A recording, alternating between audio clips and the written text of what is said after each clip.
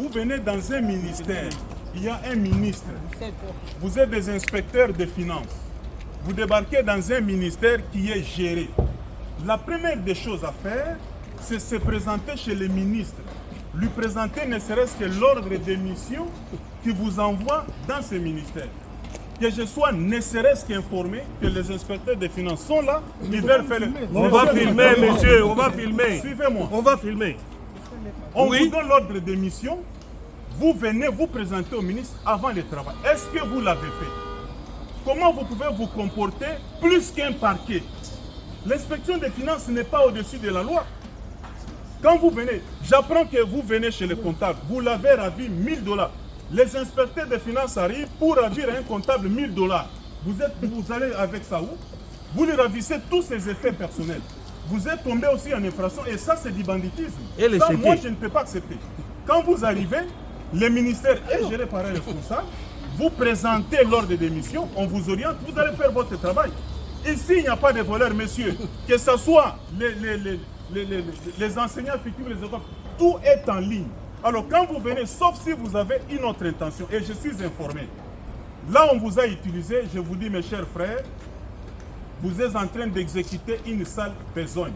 Mais ce que je n'ai pas apprécié, c'est ça. En tant que ministre, je suis au bureau, vous débarquez, vous commencez à saisir des choses, vous ravissez. Quel est le mandat du parquet qui vous permet de ravir à quelqu'un 1000 $? Est-ce que Jules Alinguet vous a demandé d'aller ravir un comptable 1000 $ à main? Si vous avez besoin d'argent, demandez. Les effets personnels, vous confisquez. Vous demandez à un service, pour qu'il y ait dépenses, il faut votre autorisation. Est-ce qu'il y a un problème? Dites-moi un peu. Là, il y a un problème. Un inspecteur des finances n'est pas aussi au-dessus de la loi. Vous n'avez pas appris qu'il y a eu un détournement ici pour faire ce que vous faites là et vous commencez à faire du théâtre et vous avez exagéré. Je crois que là, la justice va s'occuper de nous tous et vous avez exagéré. Commencez par remettre les 1000 $ que vous avez ravis à un agent de l'EPST ici. Si on vous a envoyé dans la mission, moi je ne suis pas informé, vous ne m'avez pas vu, donc je ne représente rien pour vous à l'inspection des finances et ça c'est de la mauvaise foi.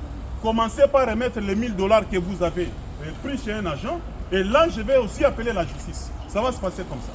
Et ça je ne peux pas trouver. Et les chéquiers du comptable, ils ont eu même les chéquiers. Vous allez parler comment, messieurs? Est-ce que vous savez qu'il y a un ministre à la tête du ministère de l'EPST? Lui nous dit qu'il dépend de la présidence. Vous avez parlé quand même. Je ne suis pas votre ami. Suivez-moi, monsieur. Suivez-moi, monsieur. J'ai dit ici, le parquet va vous prendre aussi. Vous n'êtes pas au-dessus de la loi. Oui. Vous avez ravi des effets personnels des gens et ce n'est pas normal. Vous n'êtes pas au-dessus de la loi. Et là, vous êtes venu créer des problèmes dans un ministère où il n'y en a pas. Et je suis informé, on vous a envoyé. Je suis désolé. Le parquet va aussi vous entendre. À quel titre et sur base de quoi vous avez ravi des effets personnels à quelqu'un? Je peux parler, excellent. Et c'est un cas de flagrance. Hein? Tous nous allons parquer avec vous. Quand il dit nous sommes des fonctionnaires, vous entrez dans un bureau comptable sans que vous puissiez passer aux autorités hiérarchiques du ministère. Ça c'est faux. Quel fonctionnaire que vous êtes? C'est la première fois. Hein? C'est la première fois. Vous croyez que c'est vous-même qui faites des missions?